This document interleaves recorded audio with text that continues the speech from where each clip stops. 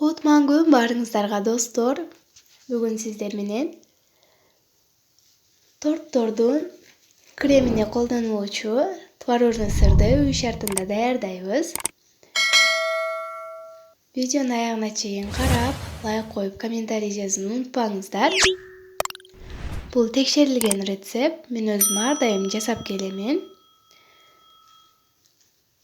Торттун сыртын тегиздегенге, кремге өтө сонун болот. Анда эмесе бизге эң алгач ушундай сметана керек болот. 20%, 700 грамм. Андан кийин идиш жана сита. Ошондой эле 4 катар марли. Мындайча айтканда биз сүзмө даярдап алабыз. Суусу жок, катуу сүзмө. Творожный сыр жөнөкөй биз сыяктуу айылда жашагандарга магазиндерде жок. Жана да өтө кымбат турат. Ошондуктан үй шартында жасап алсак өтө жакшы. Эң алгач ушундай негизде даярдап алабыз.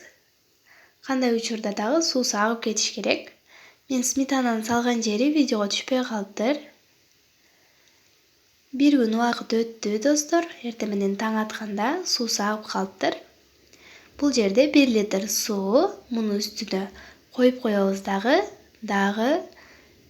5-6 саатка суусун сарыктырабыз. Мынакей өзүңүздөр көргөндөй суусу толуктай агып, катуу болуп, өзүнүн формасын кармап калды. Да бир эскертип кетүүчү нерсе, сыртка койбойсуздар, холодильникке муздак жерге коюп суусун сарыктырасыздар.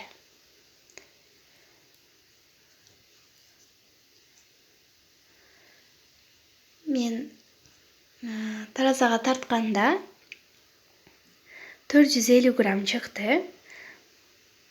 Торттун сыртын каптаганга кремге жетет.